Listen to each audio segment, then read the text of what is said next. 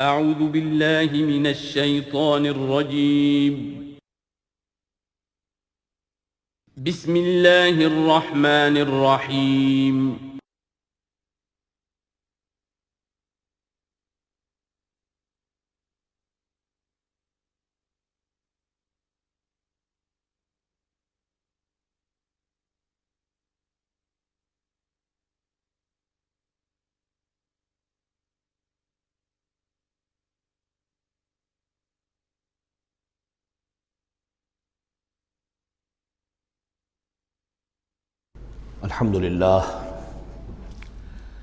الحمدللہ وکفی والصلاة والسلام علی عبادہ الذین اصطفیٰ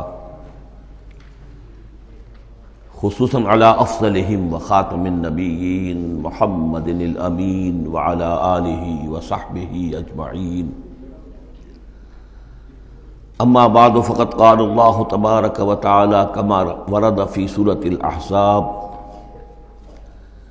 اعوذ باللہ من الشیطان الرجیم بسم اللہ الرحمن الرحیم یا ایہا الذین آمنوا اذکروا نعمت اللہ علیکم اذ جاءتکم جنود فارسلنا علیہم ریحا وجنودا لم تروها وکان اللہ بما تعملون بصیرا صدق اللہ العظیم رب اشرح لی صدری ویسر لی امری واحلل عقدۃ من لسانی یفقہوا قولی اللہم ربنا الہمنا رشدنا واعذنا من شرور انفسنا اللہم ارنا الحق حقا وارزقنا اتباعہ وارنا الباطل باطلا وارزقنا اجتنابہ اللہم وفقنا لما تحب وترضى اللہم ربنا آنس وحشتنا فی قبورنا وارحمنا بالقرآن العظیم اللہم اجعلہ لنا اماما ونورا وہدا ورحمہ اللہم ذکرنا منہ ما نسینا وعلمنا منہ ما جہلنا وارزقنا تلاوتہ آناء اللیل واطراف النہار واجعلہ لنا حجتا یا رب العالمین آمین۔ سورہ احزاب کے پہلے رکوع کا ہم ترجمہ کر چکے ہیں اور میں بتا چکا ہوں آپ کو کہ اس کا جو مضامین کا سلسلہ ہے وہ اب چوتھے رکوع کے ساتھ جڑے گا۔ درمیان میں جو دو رکوع آئے ہیں، دوسرا اور تیسرا،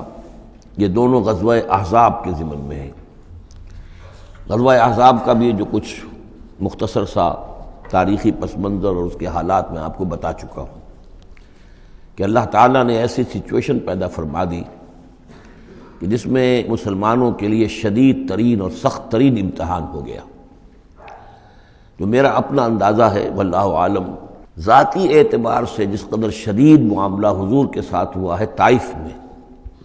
ذاتی اعتبار سے ظاہر بات ہے کہ وہاں شخصاً آپ پر ہوئی زیادتی جو ہوئی ہے، اور ایک بہت بڑا امتحان اجتماعی سطح پر مسلمانوں کے لیے اسی شدت کا امتحان اور اسی درجے کی آزمائش جو ہے وہ غزوہ احزاب کے موقع پر آئی ہے۔ 12,000 کا لشکر آ کر مدینے کو گھیر کر پڑ گیا ہے، اور یہ کہ مدینے میں نہ صرف یہ کہ کل نفری 3,000 کی ہے جس میں منافقین بھی ہیں، پھر یہ کہ ان کی پشت پر وہ قبیلہ جو ہے یہود کا بنو قریظہ، ابھی تک اس نے بدعہدی نہیں کی تھی لیکن اب پورا اندیشہ تھا کہ بدعہدی کرے گا، اور وہ چنانچہ اسی محاصرے کے دوران میں اس نے بدعہدی کی بھی، اور ان کی سلسلہ جنبانی ہو بھی گئی تھی باہر سے آنے والے جو حملہ آور تھے ان کے ساتھ۔ بہرحال اس صورتحال میں جب کہ رسد کی بہت کمی تھی، شدید قحط کی کیفیت تھی، شدید سردی کا موسم ہے، سردی میں ویسے بھی انسان کو غذا کی زیادہ ضرورت ہوتی ہے، اس حال میں پھر خندق کھودنی پڑی مسلمانوں کو۔ تو یوں سمجھیے کہ جو شدید ترین امتحان ہو سکتا تھا وہ اللہ نے لے لیا، جس کا نتیجہ کیا نکلا؟ جو منافق اپنے دلوں میں نفاق کو چھپائے ہوئے تھے وہ نفاق ظاہر ہو گیا، ان کی زبانوں پر آ گیا، اور یہی اصل میں آزمائش کا اصل مقصود ہے، لیمیز الخبیث من الطیب، کہ اللہ تعالیٰ خبیث کو اور طیب کو علیحدہ علیحدہ کر دے، ممیز کر دے۔ جیسا کہ سورہ عنکبوت کے ہم نے پہلے رکوع میں 2 مرتبہ وَلَيَعْلَمَنَّ اللَّهُ الَّذِينَ صَدَقُوا وَلَيَعْلَمَنَّ الْكَاذِبِينَ وَلَيَعْلَمَنَّ الَّذِينَ آمَنُوا وَلَيَعْلَمَنَّ الْمُنَافِقِينَ۔ اللہ تعالیٰ واضح کر دے گا، کھول کر رکھ دے گا کہ کون ہے سچے اور کون ہے جھوٹے، یعنی کون ہے حقیقتاً مومن اور کون ہے منافق۔ تو اس کا یہ فنومینن ہے، یہ گویا کہ جیسے کہ اس وقت سن 5 نبوی میں شدید ترین حالات ہو گئے تھے غلاموں کے لیے، نوجوانوں کے لیے۔ ظاہر بات ہے کہ حضور پر تو اس طرح کی دست درازی نہیں کر سکتے تھے مکے کے لوگ، لیکن غلام تھے یا نوجوان تھے، ان کے اوپر جو ہے جس شدید قسم کی آزمائش آ گئی تھی،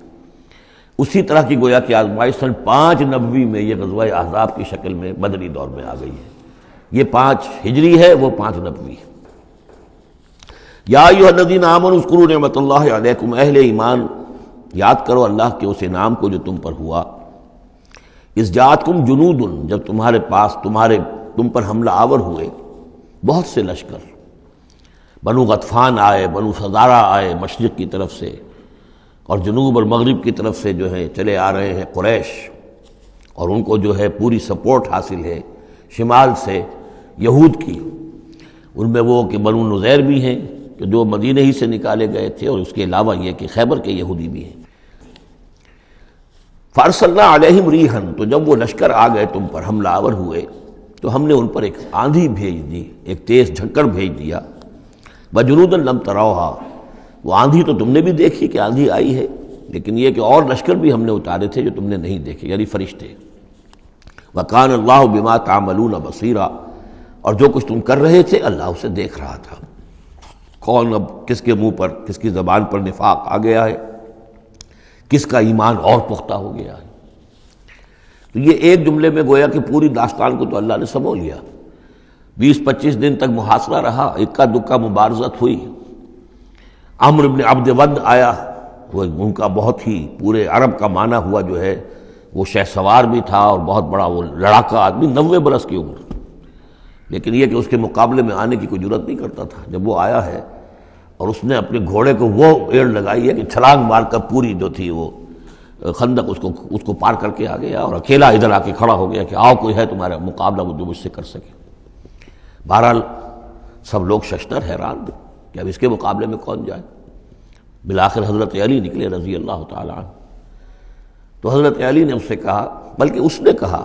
میرے مقابلے میں جو کوئی بھی آتا ہے، میری عادت ہے یہ کہ میں اسے پہلے 3 مواقع دیتا ہوں کہ وہ کوئی درخواست مجھ سے کرے جو منظور کر لوں۔ حضرت علی نے کہا میری پہلی درخواست یہ ہے کہ تم ایمان لے آؤ۔ انہوں نے کہا نہیں یہ نہیں ہو سکتا۔ اچھا دوسری درخواست میری یہ ہے کہ تم جنگ سے واپس چلے جاؤ۔ انہوں نے کہا یہ بھی نہیں ہو سکتا۔ تیسری بولو۔ تو حضرت علی نے فرمایا اچھا آؤ اب پھر مقابلے میں آؤ، یہ تیسری درخواست یہ ہے کہ آؤ مجھ سے مقابلہ کرو۔ تو وہ ہنسا، قہقہ لگایا کہ میرا اندازہ نہیں تھا کہ پورے عرب میں کوئی شخص مجھے یہ بھی کہہ سکتا ہے کہ مجھ سے آؤ مقابلہ کرو۔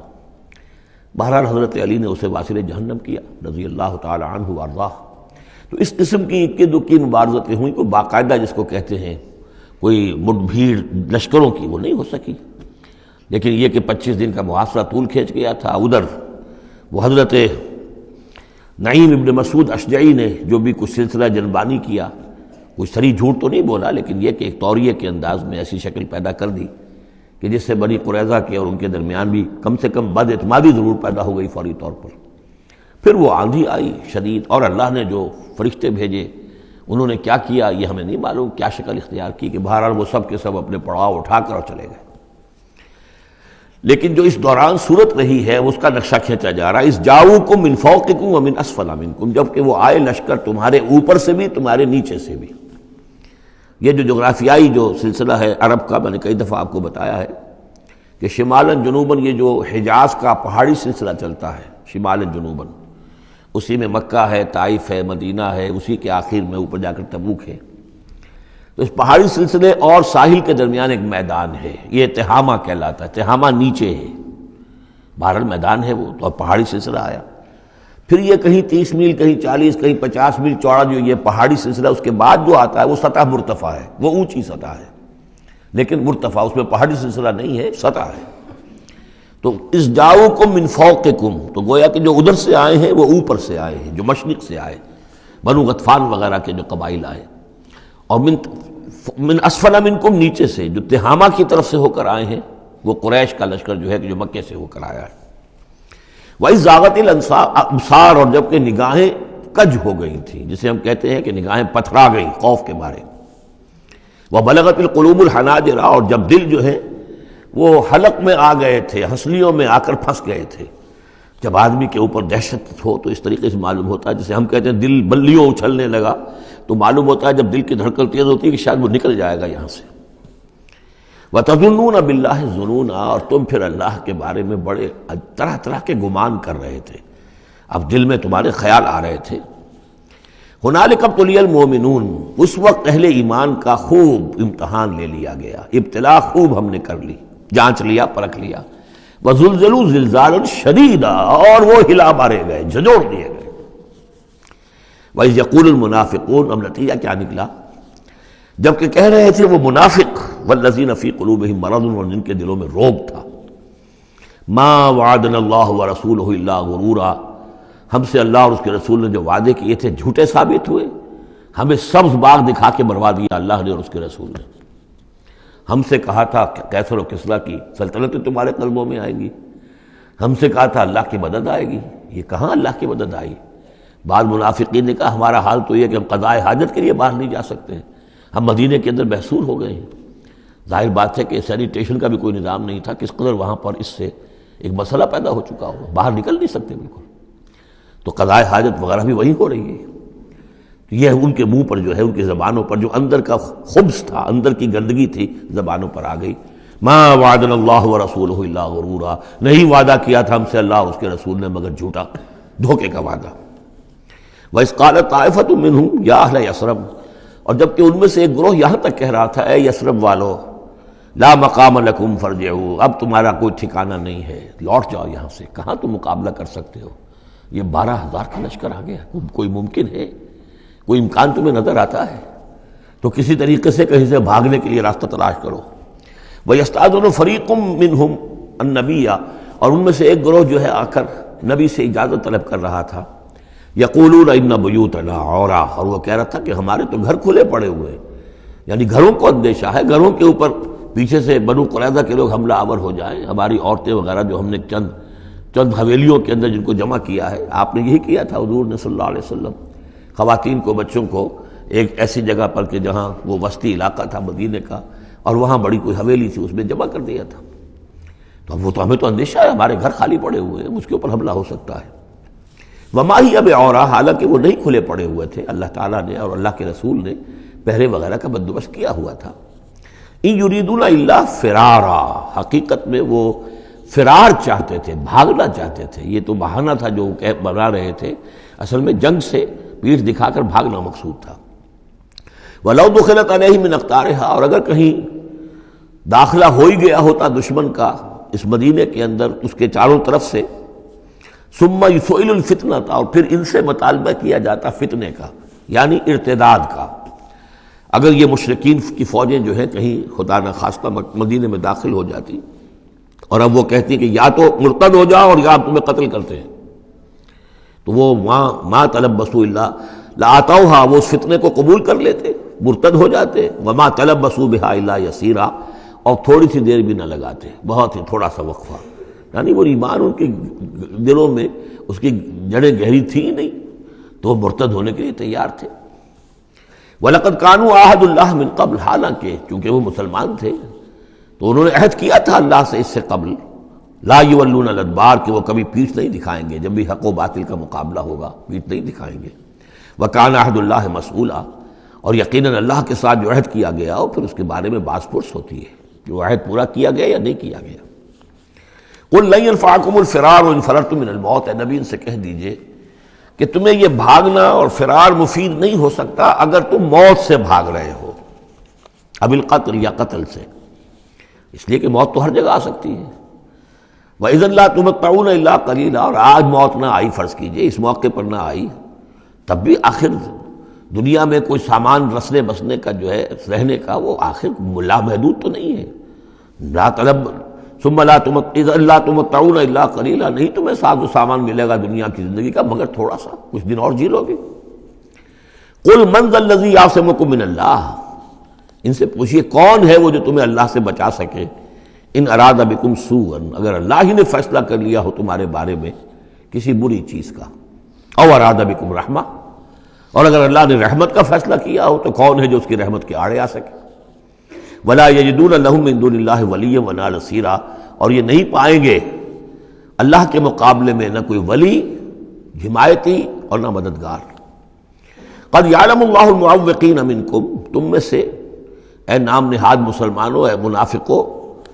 ہمیں خوب معلوم ہے، اللہ کو خوب معلوم ہے کہ کون ان میں سے روکتے ہیں دوسروں کو کہ مت جاؤ، محاذ پر مت جاؤ۔ جیسا کہ میں بتا چکا ہوں کہ دو طرف تو حرات تھے، ادھر سے حفاظت تھی،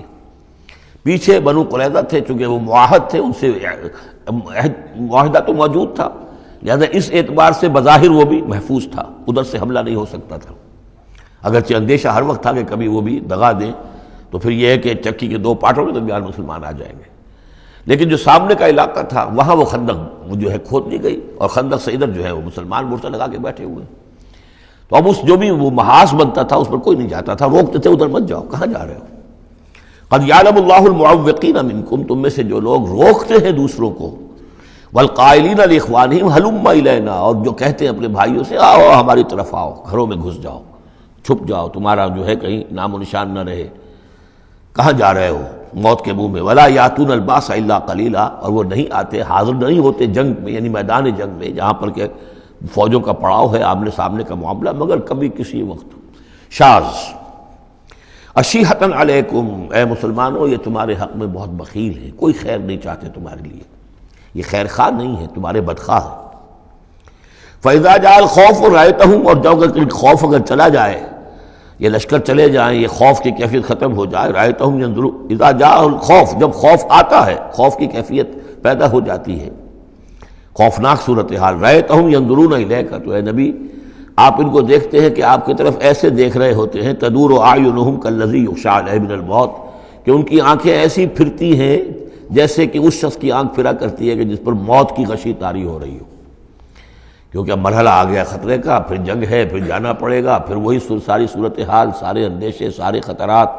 تو گویا کہ ان کو موت کی غشی اور نزع کی کیفیت کی میں جو ہوتی ہے، آنکھیں جس طرح کے پتھرا جاتی ہیں یا پھرتی ہیں، اس طریقے سے تدور اعینہم کالذی یغشی علیہ من الموت۔ فاذا ذهب الخوف، اور جب خوف چلا جائے، ختم ہو جائے، یعنی وہ صورتحال جیسے کہ بعد میں ہو گئی کہ چلے گئے لشکر، جب چلے گئے تو اب ان کا طریقہ کار کیا ہے؟ وَإِذَا ذَهَبَ الْخَوْفُ سَلَقُوكُمْ بِأَلْسِنَةٍ حِدَادٍ، اب وہ تم پر پل پڑتے ہیں اپنی لوہے کی زبانوں کے ساتھ، یعنی زبانیں قینچیوں کی طرح چلنی شروع ہو جاتی ہیں، مسلمانوں پر تنقید بھی ہے، اپنے ایمان کا اظہار بھی ہے، چرب زبانی بھی ہے، تو حداد لوہے کی جیسے ان کی زبانیں لوہے کی ہوں، تو ہمارے محاورے میں قینچی کی طرح زبان کا چلنا۔ سلق جو ہے عربی محاورے میں، عربی لغت میں آتا ہے بسطن بقہر اما بالید او باللسان، کسی کے پر حملہ آور ہونا یا ہاتھ سے یا زبان سے۔ تو سلقوکم بالسنۃ حداد اشیۃ علی الخیر، اور پھر جو بھی کوئی مال غنیمت ہوگا اس کے اوپر یہ ایسے ہوں گے، جھکے پڑیں گے کہ مال سارا ہمیں ہی مل جائے۔ اولئک لم یؤمنوا، یہ وہ لوگ ہیں کہ جو حقیقتاً ایمان نہیں لائے۔ فاحبط اللہ اعمالہم، تو اے نبی انہوں نے اس کیفیت میں جو بھی کوئی نیکیاں کی ہیں، بظاہر نیکیاں، آپ کے امامت میں نمازیں بھی تو پڑھی ہیں نا انہوں نے، آخر مدینہ منورہ میں وہ نمازیں پڑھتے تھے منافق، کس کی امامت میں؟ محمد رسول اللہ کی امامت میں، کس مسجد میں؟ مسجد نبوی میں، لیکن ان کے سارے اعمال حبط ہو گئے۔ فاحبط اللہ اعمالہم، اللہ نے ان کے تمام اعمال اکارت کر دیے۔ وکان ذلک علی اللہ یسیرا، اور یہ چیز اللہ پر بہت آسان ہے۔ یحسبون الاحزاب لم یذهبوا، جبکہ جا چکے ہیں لشکر، ان کا حال یہ ہے کہ ان کے اوپر ابھی تک خوف طاری ہے، جیسے ہوتا ہے کہ کسی بڑے حادثے کے بعد بھی بہت دیر تک اعصاب کے اوپر جو ہے وہ ایک طرح کی کپ کپی طاری رہتی ہے، انسان کے سنسناہٹ سی رہتی ہے، اتنا بڑا حادثہ ہوا ہے۔ یحسبون الاحزاب لم یذهبوا، یہ سمجھتے ہیں کہ وہ گئے نہیں ہیں، کہیں ادھر چھپ گئے ہوں، کہیں پھر دوبارہ آ رہے ہوں، کہیں حملہ دوبارہ تو نہیں کر رہے ہیں، یہ کوئی ان کے ٹیکٹیکل موو تو نہیں تھی کہ ذرا پیچھے ہٹ کے پھر حملہ آور کریں۔ یحسبون الاحزاب لم یذهبوا، یہ سمجھتے ہیں کہ وہ لشکر گئے نہیں ہیں۔ وَإِن یأتی الاحزاب، اور اگر کہیں دوبارہ وہ لشکر جو ہیں، وہ فوجیں جو ہیں دوبارہ کہیں حملہ آور ہو جائیں، یودوا لو انہم بادون فی الاعراب، تو ان کی بڑی خواہش ہوگی کاش کہ ہم مدینے کو چھوڑ کر کہیں ریگستانوں میں چلے گئے ہوتے، اور کہیں نخلستانوں میں جا کر اعراب کی حیثیت کے ساتھ ہم ان کے ساتھ چلے گئے ہوتے، بادیہ نشینوں کے پاس۔ یسألونک عن انبائکم، اور وہاں سے اے مسلمانوں تمہاری خبریں معلوم کرتے رہتے۔ اب کیا ہوا؟ اونٹ کس کروٹ بیٹھا؟ وَلَوْ كَانُوا فِيكُمْ مَا قَاتَلُوا إِلَّا قَلِيلًا، اور اگر یہ تمہارے درمیان موجود بھی رہے تو قتال میں تو حصہ نہیں وہ لیتے مگر شاس دکھانے کے لیے، خانہ پوری جسے ہم کہتے ہیں۔ اب ایک کردار تو یہ ہے جو سامنے آ گیا، دوسرا کردار کیا ہے؟ لَقَدْ كَانَ لَكُمْ فِي رَسُولِ اللَّهِ أُسْوَةٌ حَسَنَةٌ۔ دوسرے کردار کا جو دوسری تصویر ہے، اس کا جو خورشید ہے، سورج ہے، وہ محمد الرسول اللہ کا کردار ہے۔ فرمایا اے مسلمانوں، تمہارے لیے اللہ کے رسول میں ایک اسوہ ہے، نمونہ ہے، بہترین نمونہ۔ اب یہ بات نوٹ کرنے کی ہے کہ یہ آیت ہمارے ہاں سیرت کی تقاریر ہوں، کوئی میلاد کی محفلیں ہوں، کوئی وعظ ہو، تو اس میں بہت پڑھی جاتی ہے یہ آیت اسوہ حسنہ۔ لیکن عام طور پر ہمارے ہاں اسوہ حسنہ کیا ہے؟ چھوٹی چھوٹی سنتیں، ان کا تذکرہ ہوگا۔ مسواک کرنا بھی اسوہ ہے، ٹھیک ہے، اسی طریقے سے اور سنتیں ہیں۔ مسجد میں داخل ہوں تو داہنا پاؤں آگے آنا چاہیے، بایاں نہیں، ٹھیک ہے، ہونا چاہیے، ایک شخص کو کرنا چاہیے، اہتمام کرنا چاہیے، حضور کا یہی معمول تھا۔ یہ سب بھی اسوے میں شامل ہے۔ اصل اسوہ یہ ہے کفر کے مقابلے میں جان ہتھیلی پر رکھ کر میدان میں آنا، یہ ہے اسوہ۔ یہ اسوہ ہماری نگاہوں سے اوجھل محمد رسول اللہ کا مثالی کردار کس اعتبار سے؟ جب بھوک تھی شدید، حضور کو بھی بھوک تھی اور فاقہ تھا۔ جب صحابہ نے آ کے شکایت کی کہ حضور ناقابل برداشت ہو گئی ہے یہ بھوک، دیکھیے ہم نے اپنے پیٹوں پر پتھر باندھے ہوئے ہیں تاکہ یہ کہ معدے کو وہ جو ہنگر کنٹریکشنز ہوتی ہیں وہ نہ ہو، اس کو کم سے کم جھوٹا ہی صحیح ایک دلاسا ہو کہ کچھ بوجھ ہے میرے اوپر، وہ بوجھ چاہے پتھر کا ہو، کھانے کا نہ ہو۔ یہ سب پتھر باندھے ہوئے، کمر دوہری نہ ہو جائے ہماری۔ حضور نے اپنا کرتا اٹھا کے دکھایا، وہاں 2 پتھر بندھے ہوئے، اور اسی حال میں جب صحابہ کدالیں چلا رہے ہیں اور کھود رہے ہیں تو حضور جو ہے اپنے کندھے پر بڑے بڑے پتھر اٹھا کر لے جا کر اور باہر پھینک رہے ہیں۔ اسی میں آپ شریک ہیں پوری طریقے سے۔ یہ ہے اسوہ۔ ایسا نہیں تھا کہ بس حضور تو کہیں ایک جگہ بیٹھے ہوں اور خیمہ لگا ہو اور مور چھل چلے جا رہے ہوں، سمجھے آپ، اور سب ٹھنڈی چھاؤں آپ کو فراہم کی گئی ہو اور باقی سب لوگ جو اس کام میں لگے ہوئے ہیں۔ یہ اسوہ ہے محمد کا صلی اللہ علیہ وسلم۔ لقد کان لکم فی رسول اللہ اسوۃ حسنہ، اسی کو میں کہا کرتا ہوں جدید اصطلاح میں، ایک ہے میکرو اکنامکس اور ایک ہے مائکرو اکنامکس۔ تو مائکرو سنت کو تو لوگ جانتے ہیں، یہ سنت ہے، یہ سنت ہے، اس میں سے بعض کے بارے میں بڑے جھگڑے بھی ہیں، رفع یدین سنت ہے یا نہیں ہے، لیکن میں اس مسئلے پر نہیں جا رہا ہوں۔ لیکن میکرو سنت جو ہے، سب سے بڑی سنت جو ہے، وہ تو یہ ہے کہ وحی کے آغاز کے بعد سے لے کر 40 برس کی عمر کے بعد سے لے کر حضور نے ایک لحظہ، ایک منٹ معاش کی جد و جہد میں صرف نہیں کیا۔ پوری زندگی، پورا وقت، پوری توانائی، پوری قوت دعوت دین، اقامت دین، دین کی دعوت، دین کی اقامت، اسی میں لگائی۔ کوئی جائیداد نہیں بنائی، کوئی کاروبار، حالانکہ اس سے پہلے آپ بہت کامیاب تاجر تھے، کاروبار کرتے تھے، لیکن جب یہ فرض منصبی آ گیا، یا ایھا المدثر قم فانذر وربک فکبر، اب یہی کام ہے، تو کچھ تو اس کی بھی پیروی کرنے کی کوشش کی جائے، اس درجے میں نہ صحیح، وہ عکس تو ہو۔ میکرو سنت جو ہے کسی درجے میں تو اپنی زندگی کے اندر اس کا عکس پیدا کیا جائے۔ ہاں اس کے ساتھ پھر چھوٹی چھوٹی سنتیں بھی ہو جاؤں تو کیا کہنے ہیں، پھر نور علی نور ہے۔ لیکن یہ اس میکرو سنت کا تو ہے ہی نہیں، اپنے تو ساری توانائی، ساری طاقت، سارا وقت دنیا بنانے میں۔ تو لقد کان لکم فی رسول اللہ اسوۃ حسنۃ لمن کان یرجو اللہ والیوم الآخر، بڑی اہم آیت ہے یہ۔ اسوہ تو حضور کا اپنی جگہ پر مکمل ہے، کامل ہے، لیکن یہ کس کے لیے اسوہ ہے؟ جو یہ 2 شرطیں پوری کرے، 3 شرطیں، جو اللہ سے ملاقات کا امیدوار ہے، اللہ سے محبت کرتا ہے اور یوم آخر پر یقین رکھتا ہے، اور ذکر اللہ کثیرا، اور ذکر کرتا ہے اللہ کا کثرت کے ساتھ۔ یہ بالکل وہی بات ہے کہ قرآن مجید تو ہدایت ہے پوری نوع انسانی کے لیے، ھدی للناس، لیکن قرآن سے استفادے کی شرط ہے تقوی، ھدی للمتقین۔ تو جو ربط و تعلق ہے ان 2 آیتوں میں وہی سمجھیے کہ اپنی جگہ پر حضور کی زندگی ایک اسوہ کاملہ ہے، مکمل، لیکن اس سے استفادے کی شرائط ہے، لمن کان یرجو اللہ والیوم الآخر وذکر اللہ کثیرا۔ اب یہ اہل ایمان، حضور کے بعد اہل ایمان کا تذکرہ ہو رہا ہے، محمد الرسول اللہ والذین معہ، اب معہ جو تھے اہل ایمان، ولما رأى المؤمنون الاحزاب، اور جب اہل ایمان نے دیکھا ان لشکروں کو، قالوا ھذا ما وعدنا اللہ ورسولہ وصدق اللہ ورسولہ، انہوں نے کہا یہی تو ہے جس کا اللہ نے وعدہ کیا تھا ہم سے اور اس کے رسول نے وعدہ کیا تھا۔ اب دیکھیے ایک ہی سچویشن ہے، اس کا ریئیکشن کس قدر ایک دوسرے سے مختلف ہے۔ معلوم ہے یہ مسئلہ ہے انسان کا اندرونی، یضل بہ کثیرا ویہدی بہ کثیرا، تو جیسے قرآن کے بارے میں آیا اسی طریقے سے اس سچویشن سے بھی انہوں نے کیا کہا؟ ہم نے تو سنا ہوا ہے، پہلے ہی اللہ نے کہہ دیا تھا وَلَنَبْلُوَنَّكُمْ بِشَيْءٍ مِّنَ الْخَوْفِ وَالْجُوعِ وَنَقْصٍ مِّنَ الْأَمْوَالِ وَالْأَنفُسِ وَالثَّمَرَاتِ، یہ قرآن مجید میں سورہ بقرہ میں آیت نہیں آ چکی تھی؟ لَتُبْلَوُنَّ فِي أَمْوَالِكُمْ فِي أَنفُسِكُمْ وَأَمْوَالِكُمْ، یہ کیا سورہ آل عمران میں آیت نہیں آ چکی تھی؟ یہ تو چیزیں وہی تو ہیں جس کا کہ ہم سے وعدہ کیا تھا۔ وَلَمَّا رَأَى الْمُؤْمِنُونَ الْأَحْزَابَ، جب دیکھا اہل ایمان نے ان احزاب کو، قالوا هذا ما وعدنا اللہ ورسولہ وصدق اللہ ورسولہ، اور بالکل صحیح کہا تھا اللہ نے بھی اور بالکل صحیح فرمایا تھا اس کے رسول نے بھی، وما زادہم الا ایمانا وتسلیما، اور نہیں ہوا ان میں کسی شے کا اضافہ مگر ایمان اور تسلیم، ایمان کے ساتھ تسلیم، سر تسلیم خم، سر تسلیم خم ہے جو مزاج یار میں آئے، جو اللہ کی طرف سے فیصلہ ہے، جیسا کہ ہم پڑھ چکے ہیں سورہ توبہ میں، اگرچہ سورہ توبہ تو بہت بعد میں نازل ہوگی، ابھی 4 سال بعد میں اس سورہ مبارکہ کے وہ زمانہ نزول کے اعتبار سے، لیکن ہم تو پڑھ چکے ہیں ہر طرف موسم بنا اللہ احدی الحسنیین، ہمارے لیے تم کیا اندازہ کس چیز کا انتظار کر سکتے ہو سوائے 2 نہایت اعلیٰ ترین صورتوں کے، ہم سب کے سب شہید ہو جائیں تب بھی ہماری کامیابی ہے، اور ہم کامیاب ہو کر آ جائیں تو تب تو تم بھی مانو گے کامیابی ہے، اس لیے ہمیں تو کوئی اندیشہ ہی نہیں۔ تو اس میں تسلیم ان کے اندر، اور ہم بھی تسلیم کی خو ڈالیں گے، بے نیازی تیری عادت ہی صحیح۔ من المؤمنین رجال صدقوا ما عاہدوا اللہ علیہ، ان اہل ایمان میں وہ جوان مرد لوگ ہیں رضی اللہ تعالی عنہم وارضاہم اجمعین،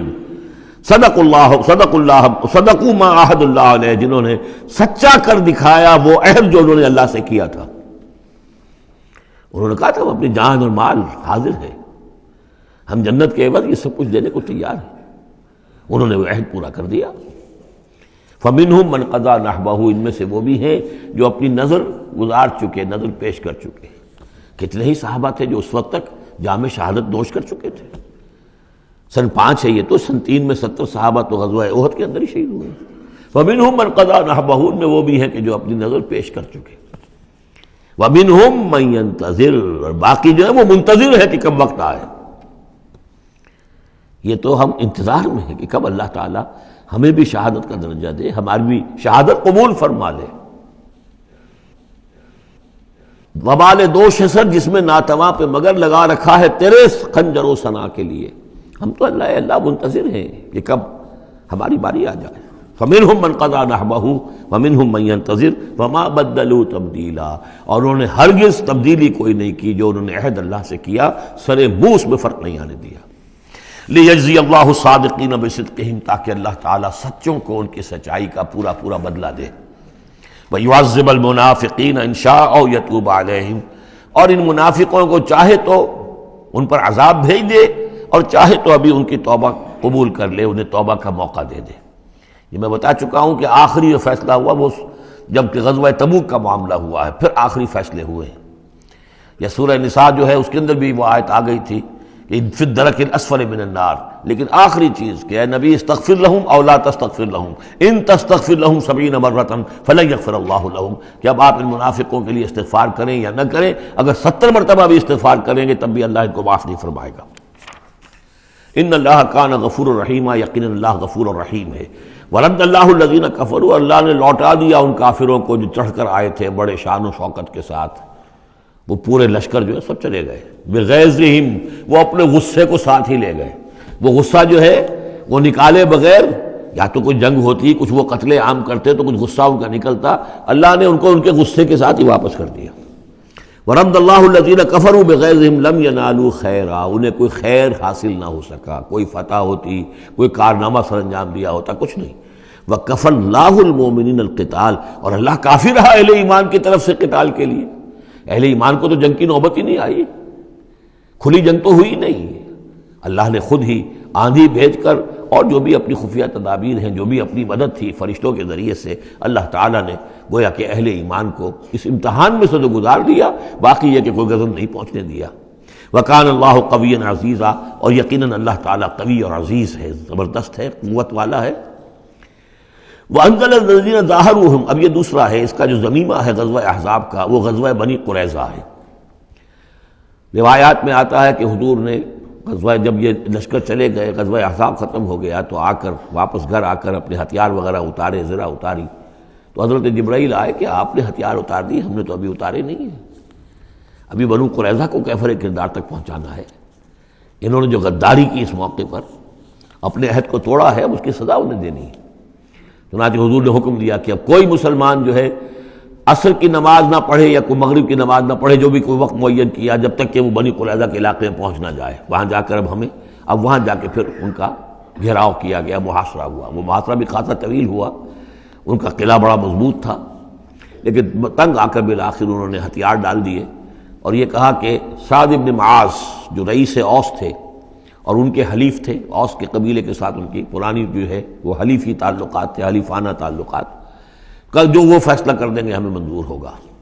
تو حضرت سعد بن معاذ رضی اللہ تعالی عنہ، جو تورات میں فیصلہ لکھا ہوا ہے بد عہدی کا، کہ قوم اگر تمہارے ساتھ بد عہدی کرے اور اس کے بعد اللہ تمہیں اس پر فتح دے دے تو کیا کرو، اس کے مطابق فیصلہ سنایا کہ ان کے جتنے جوان ہیں اس قبیلے کے، جو جنگ کرنے کے قابل ہیں، ان کو قتل کر دیا جائے، اور باقی جو ان کے بوڑھے ہوں یا اور ہوں، مرد ہوں، بچے ہوں، عورتیں ہوں، ان کو جو ہے غلام بنا لیا جائے، ان کا سارا مال ضبط ہو جائے گا۔ تو بدترین سزا جو ہے ان تین قبیلوں میں سے، جن میں سے ایک قبیلہ تھا بنی قینقاع کا، ایک تھا بنو نذیر، یہ دونوں تو صرف جلا وطن ہوئے ہیں، لیکن بدترین سزا پھر ان کو دی گئی ہے۔ وانزل الذین ظاہروہم من اہل الکتاب، اور اللہ نے اتار لیا ان کو کہ جنہوں نے گٹھ جوڑ کیا تھا ان کے ساتھ، کافروں کے ساتھ، مشرکین کے ساتھ، اہل کتاب میں سے، من سیاسیہم، ان کے قلعوں سے، قلعوں میں تو تھے، گڑھیاں تھیں ان کی، لیکن اس سے پھر اتر آئے، ہتھیار ڈال دیے۔ وقذف فی قلوبہم الرعب، اور اللہ نے ان کے دلوں میں رعب ڈال دیا۔ فریقا تقتلون، تو اب تم ایک ان میں سے کچھ کو تم قتل کر رہے ہو، وتاسرون فریقا، اور کچھ کو تم نے اسیر بنا لیا ہے اور قیدی بنا لیا ہے، حضرت سعد بن معاذ کے فیصلے کے مطابق۔ وَأَوْرَثَكُمْ أَرْضَهُمْ وَدِيَارَهُمْ، اللہ نے تمہیں وارث بنا دیا ان کی زمینوں کا بھی، اور ان کے مکانوں کا، گھروں کا، ان کے قلعوں کا، وَأَمْوَالَهُمْ، اور ان کے اموال کا، وَأَرْضًا لَّن تَطَئُوهَا، اور ابھی بہت سی زمینیں ہیں جن پہ ابھی تمہارے قدم نہیں گئے، اللہ تعالیٰ تمہیں وہ دے گا۔ چنانچہ اس کے بعد اللہ نے فتح دینی جو شروع کی ہے۔ غزوہ احزاب جو ہے در حقیقت یہ ایک ٹرننگ پوائنٹ تھا حضور کی سیرت کے اندر، اس لیے کہ اس کے بعد حضور نے کہہ بھی دیا تھا، غزوہ احزاب کے بعد صحابہ کو خوشخبری دے دی تھی، لن تغزوکم قریش بعد عامکم ھذا، مسلمانوں اس سال کے بعد اب قریش تم پر دوبارہ حملہ آور نہیں ہوں گے۔ ان کی آخری اٹیمپٹ تھی جو انہوں نے کر لی ہے، اب ان میں ہمت نہیں ہوگی کہ وہ دوبارہ چڑھائی کر کے آئیں، ولکنکم تغزونہم، بلکہ اب تم چڑھائی کرو گے۔ وہ چڑھائی اگلے ہی سال سن 6 میں حضور نے کی، لیکن حضور نے کس طرح کی چڑھائی کی کہ عمرے کے لیے جا رہے ہیں ہم، تو ہتھیار نہیں ہے، ہتھیار بند ہے، احرام باندھا ہوا ہے۔ اب ایک ایسی سچویشن پیدا ہوئی مکے والوں کے لیے، نہ وہ نگلا جائے نہ اگلا جائے، کہ ان کی پرانی روایات ہیں یہ کہ کسی کو بھی عمرے کے لیے، حج کے لیے کوئی آئے اسے نہیں روک سکتے، لیکن مسلمانوں کو کیسے آنے دیں، اور روکے تو کیسے روکیں؟ بالآخر انہوں نے فیصلہ کیا ہم کسی ضرورت نہیں آنے دیں گے۔ ادھر حضور نے پھر جو ہے بیعت لے لی کہ اب یہاں سے ہم کوئی بھی زندہ نہیں جائے گا، سب جانے یہیں دے دیں گے۔ بیعت علی الموت، بیعت رضوان جو ہوئی اس موقع پر، وہ بیعت علی الموت تھی، یہیں پر جانے دے دیں گے۔ جس کی خبریں وہاں پہنچی تو ان کے چھکے چھوٹ گئے۔ بہرحال پھر صلح ہوئی، جس صلح کو کہا ہے اللہ تعالیٰ نے انا فتحنا لک فتحا مبینا، تو فتح کا جو ہے دروازہ کھل گیا ہے غزوہ احزاب کے فوراً بعد، اور اسی کی طرف اشارہ ہے وہ ارضا لم تطئوها، ابھی بہت سی زمینیں جن پر مسلمانوں تمہارے قدم نہیں پہنچے، ابھی تم نے گھوڑے نہیں دوڑائے ہیں، ابھی وہ تو زمینیں، اب کہاں سے کہاں تک آپ سمجھیے کہ 30 سال کے اندر کہاں سے کہاں تک مسلمانوں کی حکومت ہو گئی، تو وہ سارا اشارہ اس میں ہے، خاص طور پہ خیبر سن 7 میں یہودیوں کا گڑھ فتح ہو گیا۔ وَكَانَ اللَّهُ عَلَىٰ كُلِّ شَيْءٍ قَدِيرًا، اور اللہ تعالیٰ ہر چیز پر قادر ہے۔ اب یہاں سے وہ مضمون شروع ہو رہا ہے کہ جو پہلے رکوع میں تھا، کچھ جو مجلسی اصلاحات ہیں، یوں سمجھیے کہ ان کی پہلی قسط وہ ہے جو سورہ احزاب میں آ رہی ہے۔ 5ویں سال عرب میں پردے کا رواج نہیں تھا، چادر کا رواج تھا، مرد بھی عورت بھی، باہر جب نکلتا تھا تو ایک لمبی سی چادر لے کر، لیکن یہ کہ مردوں کے صرف کندھے پر وہ پڑی ہوتی تھی، عورتیں بھی، عورتیں یہ ضرور تھا کہ اسے اپنا تقریباً پورے جسم میں وہ لپیٹ لیتی تھی اس میں، لیکن چہرے کا کچھ نہیں، سر پہ کچھ نہیں، سر پر اگر ہو گیا ورنہ چہرہ کھلا۔ یہ وہاں کے رواج تھے، گھروں میں بے دھڑک جا رہے ہیں آ رہے ہیں، اور جو بھی تھا وہاں پر جو صورتحال تھی۔ اب اس میں جو تدریجاً اصلاح کی گئی، تو پہلی بات جو سمجھنے کی ہے وہ یہ ہے کہ اصلاح کا آغاز ہوا، چیریٹی بگنز ایٹ ہوم، نبی کے گھر سے آغاز کیا گیا، اور نبی کی بیویوں کو سب سے پہلے مخاطب کیا گیا، اس لیے کہ یہاں سے اس کا آغاز ہوگا۔ اور اس میں ایک بڑا لطیف نکتہ یہ ہے کہ حضور صلی اللہ علیہ وسلم جو اسوہ حسنہ ہے کامل، تو مردوں کے لیے تو کامل اسوہ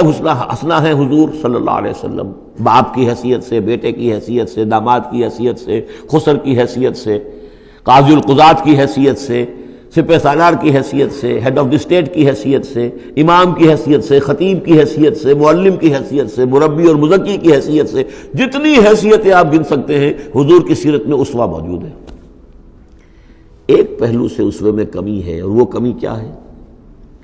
عورتوں کے جو خاص نسوانی معاملات ہوتے ہیں اس میں تو حضور اسوہ نہیں بن سکتے،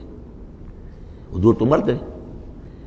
تو عورتوں کی زندگی کا ایک حصہ ہے کہ نہیں؟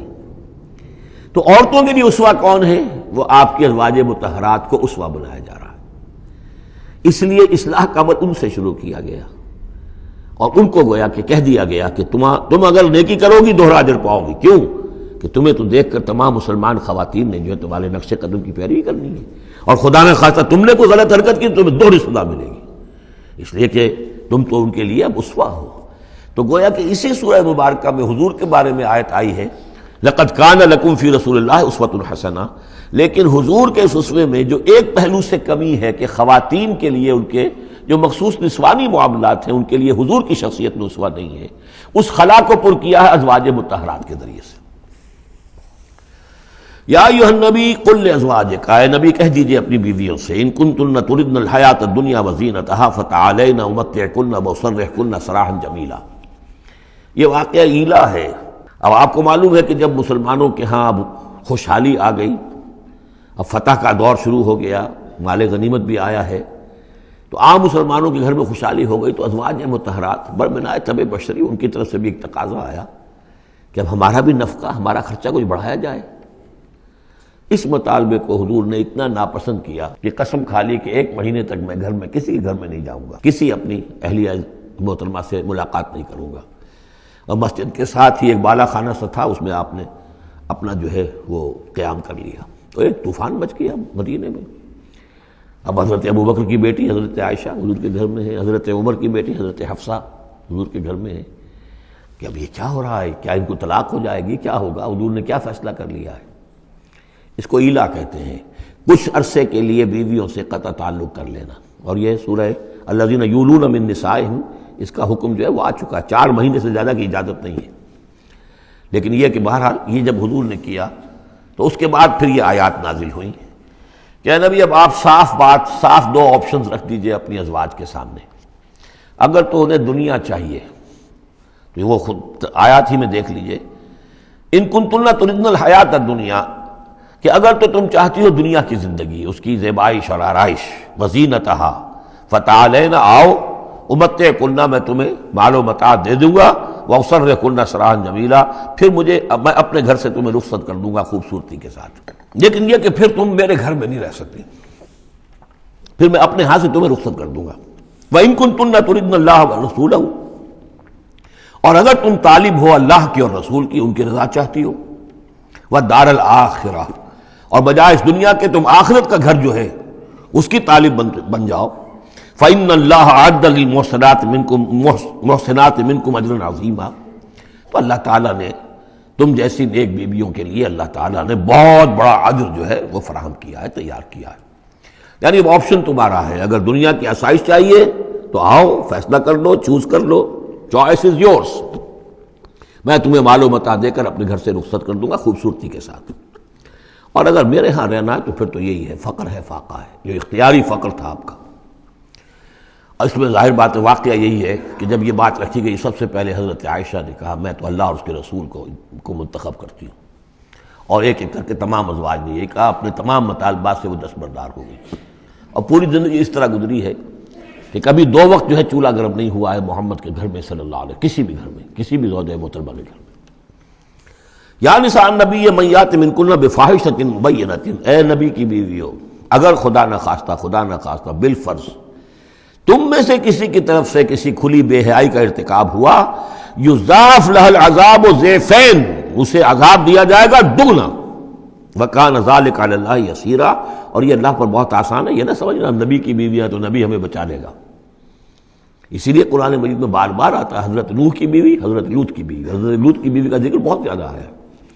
نبی بھی اپنی بیوی کو نہیں بچا سکتا، اگر اس کا اپنا کردار غلط ہے، اس کا اپنا جو رویہ ہے صحیح نہیں ہے، اگر اس ایمان اور عمل صالح سے محروم ہے تو کچھ نہیں۔ چنانچہ حضور نے ایک مرتبہ اپنے قریبی گھرانے کی جو خواتین تھیں ان کو بٹھایا اور ایک ایک کا نام لے لے کر کہا ہے، یا فاطمہ بنت محمد صلی اللہ علیہ وسلم انقذی نفسک من النار فانی لا املک لک من اللہ شیئا، اے فاطمہ محمد کی بیٹی، خود اپنے آپ کو آگ سے بچاؤ، نکالو اپنے آپ کو آگ سے اپنے عمل سے، اس لیے کہ مجھے اللہ کے ہاں کوئی اختیار تمہارے بارے میں حاصل نہیں ہوگا۔ اگر فاطمہ کے بارے میں نہیں تو پھر کس کے بارے میں؟ یا صفیہ امت رسول اللہ، اے صفیہ اللہ کے رسول کی پھوپھی، انقذی نفسک من النار فانی لا املک لک من اللہ شیئا، اپنے آپ کو جہنم کی آگ سے بچانے کی کوشش کرو، اس سے نکالو اپنے آپ کو، اور میں قیامت کے دن، میں اللہ کے محاسبے کے وقت میں تمہارے کام نہیں آ سکوں گا۔ وَمَن يَقْنُتْ مِنكُنَّ لِلَّهِ وَرَسُولِهِ، تو اب جو کوئی بھی تم میں سے اللہ اور اس کے رسول کی اطاعت پر کاربند ہو جائے، فرما برداری اختیار کرے، وَتَعْمَلْ صَالِحًا، اور نیک عمل کرے، نُؤْتِهَا أَجْرَهَا مَرَّتَيْنِ، تو اسے ہم اس کا اجر بھی دیں گے دوہرا۔ غلطی کرو گی تو سزا دگنی، اور صحیح طرز عمل ہوگا ایمان اور عمل صالح والا تو اجر بھی تمہارا دگنا ہوگا۔ اعتدنا لها رزقا کریما، اور اس کے لیے اللہ تعالیٰ نے، ہم نے بہت ہی رزق کریم باعزت روزی کا اہتمام جنات کے اندر کیا ہوا ہے۔ یا نساء النبی لستن کاحد من النساء، اے نبی کی بیویوں تم عام عورتوں کے مانند نہیں ہو، تم نبی کی بیویاں ہو۔ یہاں اس کو سمجھ لیجیے، مراد کیا ہے کہ تمہیں اسوہ بننا ہے امت کی تمام خواتین کے لیے تا قیامت۔ لستن کاحد من النساء، اب پہلی ہدایت یہ دی گئی ان اتقیتن فلا تخضعن بالقول۔ اب ظاہر بات ہے وہ پہلی یوں سمجھیے کہ جو بھی معاشرے کا نقشہ میں کھینچ چکا ہوں، تو لوگ آتے تھے گفتگو کرتے تھے بے دھڑک۔ پہلی بات تو یہ آپ نے فرمائی کہ اگر تم تقویٰ دل میں رکھو اور لوگوں سے بات کرتے ہوئے اپنی آواز میں لوچ پیدا نہ کرو، نرمی پیدا نہ کرو۔ ظاہر بات ہے عورت کی آواز اس کے اندر مرد کے لیے کشش ہے، اور اگر کہیں طرح اس میں لوچ بھی ہو تو اگر کسی کے دل میں کوئی خباثت ہے، کوئی گندگی ہے، منافق بھی تو اسی معاشرے میں تھے نا، اور وہ تو کوئی موقع نہیں جانے دینا چاہتے تھے کوئی اسکینڈلز اٹھانے کا حضور کے خلاف اگر ہو جائے۔ سورہ نور میں ہم پڑھ چکے ہیں کہ حضرت عائشہ تک پر توبت لگ گئی۔ تو یہ کہ اگر فیطمع الذی فی قلبہ مرض، کہ کہیں تم تو اپنی شرافت اور مروت کی وجہ سے نرم انداز میں بات کرو، اور جس کے دل میں کوئی روگ ہے، منافقت کا روگ ہے، بیماری ہے، وہ کوئی اور ہی امید لگا لے کہ شاید ان کی کوئی توقع، شاید میں یعنی یہاں پہ اگر کوئی محنت کروں، کوشش کروں تو شاید میری دال گل جائے، کسی بری نیت اور ارادے کو دل میں پال لے۔ وَقُلْنَ قَوْلًا مَعْرُوفًا، بات کرو بڑی معروف انداز میں، لیکن انداز جو ہے اس میں وہ سختی کا ہونا چاہیے، بجائے اس کے کہ اس کے اندر وہ نرمی ہو اور شیرینی ہو۔ وَقَرْنَ فِي بُيُوتِكُنَّ، دوسری ہدایت، اپنے گھروں کے اندر قرار پکڑو، تمہارا اصل مقام جو ہے وہ گھر ہے۔ اب یہ اصول دیے جا رہے ہیں، یعنی سمجھیے کہ یہ اصلاحات جو ہو رہی ہیں، مخلوط معاشرہ نہیں ہے اسلامی معاشرہ، عورت کا اصل مقام اس کا گھر ہے، ماں کی حیثیت سے، بہن کی حیثیت سے، بیٹی کی حیثیت سے، بیوی کی حیثیت، گھر کے اندر۔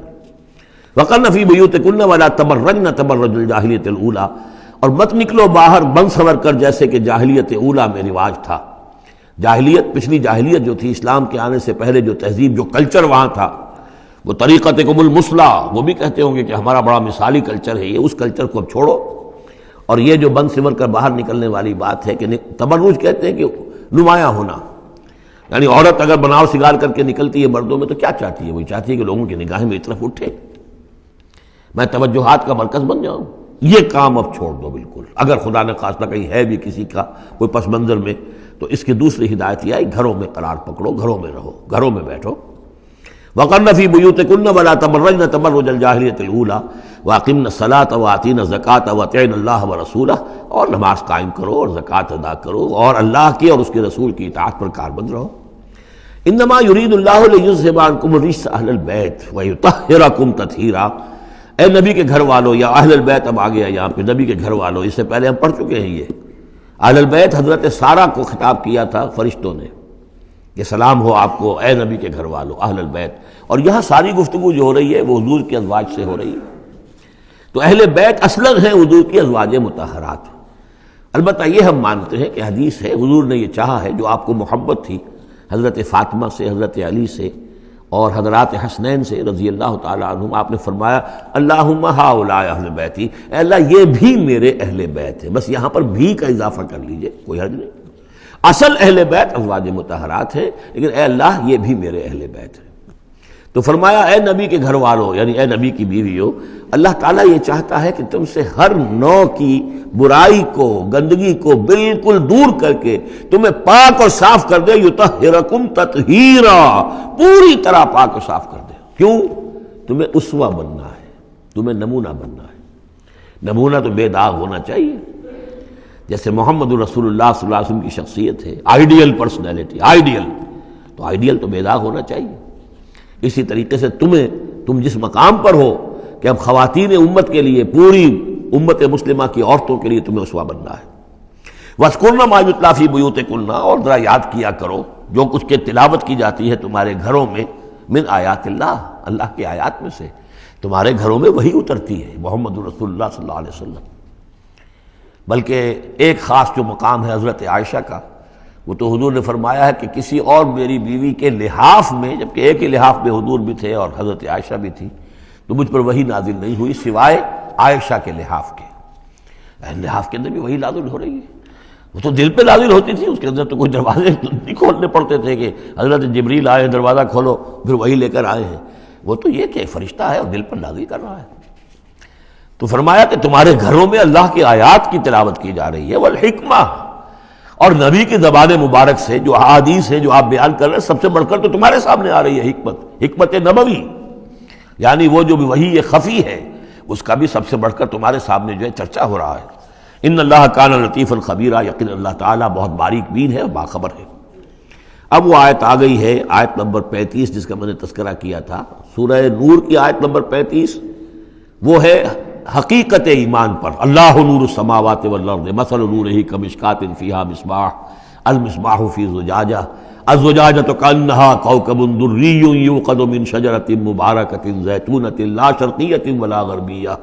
یکاد زیتھا یضیء ولو لم تمسسہ نار نور علی نور یہدی اللہ لنورہ من یشاء ویضرب اللہ الامثال للناس واللہ بکل شیء علیم۔ یہ ایک آیت ہے، بڑی آیت ہے، ایمان کی ماہیت، ایمان کی حقیقت، ایمان کے اجزاء ترکیبی۔ اب اس ایمان کا ظہور جو انسانی شخصیت میں ہوتا ہے، اور اس کو اب یہاں پہ 10 صفات جو ہے گنوائی گئی ہیں، لیکن چونکہ یہاں پہ اس سورہ مبارکہ کا بھی اور سورہ نور کا بھی، جیسا کہ ان دونوں کا مضمون یہ ہے کہ وہ جو معاشرتی اصلاح، ان میں خواتین جو ہیں ان کے مسائل کو خاص طور پہ لایا جا رہا ہے، تو عام طور پر تو قرآن میں یہ ہے کہ جو حکم بھی ہے وہ مذکر کے صیغے میں آ جاتا ہے، مردوں سے خطاب کر کے، لیکن عورتیں بھی اس کی مخاطب ہیں، جسے برسبیل تغلیب کہتے ہیں، قاعدہ ہے کہ بظاہر خطاب ہے اقیم الصلاۃ، مذکر کا صیغہ ہے، لیکن یہ خطاب جو ہے یہ عورتوں سے بھی ہے، الا یہ کہ ابھی ہم نے پڑھا اقمنا الصلاۃ، یہ یہاں مؤنث کے اس میں بھی آ گیا، لیکن عام طور پر قرآن میں جو آیا ہے وہ تو مذکر کا صیغہ ہے۔ لیکن یہاں آپ دیکھیں گے کہ ان کیفیات کو اور خصوصیات کو، جو ایمان کے ثمرات اور نتائج ہیں، ان کو دہرا کر مردوں اور عورتوں کے لیے علیحدہ علیحدہ بالکل پوری صراحت کے ساتھ، ان المسلمین والمسلمات، یقیناً مسلمان مرد اور مسلمان عورتیں، یعنی اطاعت کر لینے والی، سر تسلیم قلم کرنے والے مرد اور عورتیں، والمومنین والمومنات، اور مومن مرد اور مومن عورتیں، والقانتین والقانتات، اور فرما بردار مرد اور فرما بردار عورتیں، والصادقین والصادقات، اور راست باز مرد اور راست باز عورتیں، صدق قول بھی، صدق مقال اور صدق عمل، صدق کردار، والصابرین والصابرات، اور صبر کرنے والے مرد اور صبر کرنے والی عورتیں، والخاشعین والخاشعات، اور اللہ کے سامنے جھکے رہنے والے مرد اور جھکے رہنے والی عورتیں، والمتصدقین والمتصدقات، اور اللہ کے لیے صدقہ دینے والے مرد اور صدقہ دینے والی عورتیں، والصائمین والصائمات، اور روزہ رکھنے والے مرد اور روزہ رکھنے والی عورتیں، والحافظین فروجہم والحافظات، اور اپنے شرمگاہوں کی حفاظت کرنے والے مرد اور اپنی شرمگاہوں کی حفاظت کرنے والی عورتیں، والذاکرین اللہ کثیرا والذاکرات، اور کثرت کے ساتھ اللہ کا ذکر کرنے والے مرد اور ذکر کرنے والی عورتیں، اعد اللہ لہم مغفرۃ واجرا عظیما، اللہ تعالیٰ نے ان سب کے لیے مغفرت اور بہت بڑا اجر تیار کر رکھا ہے۔ اللہم ربنا اجعلنا منہم، اللہم ربنا اجعلنا منہم۔ اب وہ مسئلہ آ رہا ہے کہ جس کی تمہید ہوئی تھی پہلے رکوع میں، حضرت زینب رضی اللہ تعالیٰ عنہ سے حضور کی شادی کا معاملہ، اور اس سے پہلے حضور کے کہنے کی وجہ سے حضرت زینب کا نکاح جو حضرت زید ابن حارثہ سے ہوا، پھر زید ابن حارثہ رضی اللہ تعالیٰ عنہ نے جو ان کو طلاق دینی چاہی، پھر حضور کے دل میں جو یہ خیال ہوا کہ میں نے پہلے تو حکم دے کر نکاح پر مجبور کیا، اب اگر یہ داغ لگ جاتا ہے زینب کو تو گویا کہ پھر تو ایک ہی شکل رہ جائے گی اس کی دل جوئی کی، تلافی کی، کہ میں خود نکاح کروں۔ اب میں خود نکاح کروں گا تو چونکہ زید میرا منہ بولا بیٹا رہا ہے پہلے، ایک طوفان اٹھ کھڑا ہوگا، حالانکہ اس میں بات کوئی نہیں تھی، لیکن یہ کہ حضور نے اس کی وجہ سے یہ سمجھا کہ یہ مصلحت کے خلاف ہوگا، تو اسی گویا کہ آپ اسی شش و پنج میں تھے کہ یہ آیات نازل ہو گئی۔ پہلی آیت میں تذکرہ ہے اس کا کہ جو حضور کے کہنے کی بنا پر حضرت زینب اور ان کے بھائی آمادہ ہوئے نکاح پر، ورنہ وہ آمادہ نہیں تھے زید بن حارثہ سے نکاح پر۔ وما كان لمؤمن ولا مؤمنة اذا قضى الله ورسوله امرا ان يكون لهم الخيرة من امرهم، یہ کسی بھی مومن مرد اور کسی بھی مومن عورت کے لیے یہ روا نہیں ہے کہ جب اللہ اور اس کا رسول کسی شے کا فیصلہ کر دیں تو پھر بھی انہیں یہ خیال ہو کہ ہمارے پاس آپشن باقی ہے، ہمیں اختیار حاصل ہے۔ وَمَن يَعْصِ اللَّهَ وَرَسُولَهُ فَقَدْ ضَلَّ ضَلَالًا بَعِيدًا، جو اللہ اور اس کے رسول کی نافرمانی کریں گے انہوں نے تو گویا کہ بہت بڑی گمراہی جو ہے وہ حاصل کر لی۔ تو یہ گویا کہ ایک تو یہ کہ اس کو عام ہم لیں گے تو یہ ہر معاملے کے اوپر ہے کہ اللہ اور اس کے رسول کے فیصلے کے بعد پھر میں یہ سمجھوں کہ میرے پاس کوئی آپشن ہے، تو اس کا مطلب ہے کہ میں اللہ کا انکار کر رہا ہوں، رسول کا انکار کر رہا ہوں۔ پس منظر میں وہی ہے کہ حضور کی فرمائش جو تھی ابتداءً تو چونکہ امیمہ ابن عبد المطلب حضور کی پھپھی تھیں جن کی بیٹی ہیں حضرت زینب، اب یوں سمجھیے کہ قریش کا اونچا خاندان ہے، اور ادھر یہ ہے کہ حضرت زید ابن حارثہ غلام رہے ہیں، اگرچہ تھے شریف خاندانوں میں سے عرب کے، لیکن کبھی انہیں کہیں پکڑ کر کہیں کسی نے لا کر غلام بنا کر بیچ دیا تھا تو داغ تو لگ گیا غلامی کا، اور اس معاشرے میں وہ داغ پھر دھلتا نہیں تھا ایک دفعہ لگ جانے کے بعد۔ تو اس وجہ سے اب انہوں نے حضور کے لیے، حضور کے فرمانے کی وجہ سے نکاح کیا، اس کے بعد نہیں ان کی نبھی آپس میں، اور اس میں گمان غالب یہ ہے کہ حضرت زینب انہیں وہ نہیں دے سکیں احترام اور ادب اور ان کی مرضی پر چلنے کا معاملہ، جیسا کہ ایک عورت کو فصالحات و قانتات حافظات للغیب جو رویہ ہونا چاہیے، اب وہ اپنے جذبات اور احساسات کے اوپر اس درجے جو ہیں وہ کنٹرول نہ کر سکی، لہذا ان کے مابین جو ہے وہ موافقت نہیں ہوئی۔ تو حضرت زید نے کئی دفعہ کہا کہ حضور میں پھر ان کو فارغ کر دینا چاہتا ہوں، طلاق دینا چاہتا ہوں۔ استقول للذی انعم اللہ علیہ وانعمت علیہ امسک علیک زوجک، اے نبی جب آپ کہتے تھے اب اس شخص سے کہ جس پر اللہ نے بھی انعام فرمایا اور آپ نے بھی انعام فرمایا، آپ نے اسے آزاد کر دیا، اپنا منہ بولا بیٹا بنایا تھا، یہ دوسری بات ہے کہ اللہ نے وہ بات ختم کر دی، یہ تو زید ابن محمد کہلاتا تھا، اب یہ زید ابن حارثہ رہ گیا دوبارہ۔ آپ اس سے کہتے رہے امسک علیک زوجک، نہیں اپنی بیوی کو روکے رکھو، گھر میں آباد رکھو، ذرا اور کوشش کرو، ذرا اور کہ مزاجوں کی موافقت ہو جائے۔ واتق اللہ، اللہ سے ڈرو، اللہ کا تقوی اختیار کرو۔ وتخفی فی نفسک ما اللہ مبدیہ، اور آپ اپنے دل میں چھپائے ہوئے تھے وہ بات جو جس کو کہ اللہ تعالیٰ اللہ مبدی، جسے اللہ تعالیٰ کھولنا چاہتا ہے۔ وتخشى الناس، آپ لوگوں سے ڈر رہے تھے، واللہ احق ان تخشاہ، جبکہ اللہ زیادہ حقدار ہے اس کا کہ آپ اس سے ڈریں۔ فلما قضا زید منہا وطرا، تو جب زید نے اس سے آخری قطع تعلق کر لیا، یعنی زکوٰۃ بھی دے دی، وہ طلاق بھی دے دی اور پھر عدت بھی پوری ہو گئی، زوجناکہا، اے نبی ہم نے تزویج کر دی ہے اس کی تمہارے ساتھ، زوجہ بنا دیا ہے، ہم نے نکاح کر دیا ہے۔ حضرت زینب پھر یہ کہا کرتی تھیں، دوسری ازواج مطہرات سے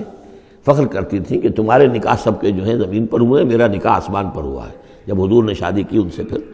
تو اللہ نے نکاح کیا، اللہ نے نکاح پڑھایا ہے۔ زوجناکہا، ہم نے اسے آپ کی زوجیت میں دے دیا، کہ لا یکون علی المؤمنین حرج فی ازواج ادعیائہم، تاکہ یہ آئندہ کے لیے یہ جاہلی رسم کا خاتمہ ہو جائے، اور منہ بولے بیٹوں کی بیویوں کے بارے میں اہل ایمان پر کوئی تنگی نہ رہے. منہ بولا بیٹا تھا، اس کی بیوی تھی، بیٹا یہ فوت ہو گیا، اس کی بیوی سے آپ شادی کر سکتے ہیں. اسی طریقے سے اگر وہ اس کو طلاق دے دی ہے شادی کر سکتا ہے. یہ محرمات ابدیہ میں سے نہیں ہے. محرمات ابدیہ کی فہرست سورہ نساء کے اندر آ چکی ہے. وَكَانَ أَمْرُ اللَّهِ مَفْعُولًا، اور یہ تو اللہ کا وہ فیصلہ تھا کہ جو بہرحال پورا ہو کر رہنا تھا. یعنی یہ سب کچھ جو ہوا ہے نبی، اس میں بھی ہماری حکمت تھی، مصلحت تھی. کسی اور کے ذریعے سے یہ بات ہوتا تو یہ رسم ٹوٹتی نہ. بعض چیزیں رسمیں ایسی ہوتی ہیں کہ اتنی گہری ہوتی ہیں، ان کے اوپر لوگوں کا اتنا جو وثوق ہوتا ہے، یہ تو جب تک آپ کے ذریعے سے یہ رسم جو ہے غلط نہ ٹوٹتی تو اس کے ٹوٹنے کا امکان نہیں تھا. ہم نے اس کے لیے یہ سارا معاملہ کیا ہے. ما کان علی النبی من حرج فیما فرض اللہ لہ، نبی پر کوئی حرج نہیں ہے، کوئی مضائقہ نہیں ہے اس چیز میں جو اللہ نے اس کے اوپر عائد کر دی ہے، فرض کر دی ہے. سنت اللہ فی الذین خلو من قبل، اور یہ اللہ کا وہ طریقہ ہے جو ان لوگوں کے بارے میں رہا جو پہلے گزر چکے. اللہ کے نبیوں کے ساتھ، رسولوں کے ساتھ اللہ کا یہی معاملہ رہا ہے. وَكَانَ أَمْرُ اللَّهِ قَدَرًا مَقْدُورًا، اور یہ تو اللہ کا وہ معاملہ تھا کہ جو گویا کہ طے تھا، مقرر ہو چکا تھا، ہماری مشیت میں یہ پہلے سے طے تھا. الَّذِينَ يُبَلِّغُونَ رِسَالَاتِ اللَّهِ، وہ اللہ کے نبی کہ جو ہم اللہ کے پیغامات کو پہنچانے پر مامور ہوتے ہیں. وَيَخْشَوْنَهُ، اور صرف اسی سے ڈرتے ہیں. وَلَا يَخْشَوْنَ أَحَدًا إِلَّا اللَّهَ، اور نہیں ڈرتے کسی اور سے اللہ کے سوا. وَكَفَى بِاللَّهِ حَسِيبًا، اور اللہ تعالیٰ کافی ہے کفایت کرنے والا یا حساب لینے والا. مَا كَانَ مُحَمَّدٌ أَبَا أَحَدٍ مِّن رِجَالِكُمْ، دیکھو محمد تم میں سے کسی مرد کے باپ نہیں ہے. حضور کو اللہ تعالیٰ نے اولاد نرینہ نہیں دی، جو دی تھی بچپن ہی میں اسے اٹھا لیا. آخری عمر میں بھی یہ سمجھیے کہ حضرت ماریہ قبطیہ، ان کے بطن سے حضرت ابراہیم کی ولادت ہوئی ہے. اور یہ ایک عجیب مسئلہ ہے کہ حضرت ابراہیم کے عقد میں یا آپ کے نکاح میں آئیں ہاجرہ، وہ بھی مصر کی تھیں جن سے اسماعیل کی ولادت ہوئی. اسماعیل کی نسل میں حضور ہیں صلی اللہ علیہ وسلم. پھر مصر ہی سے ایک ماریہ قبطیہ آ رہی ہیں،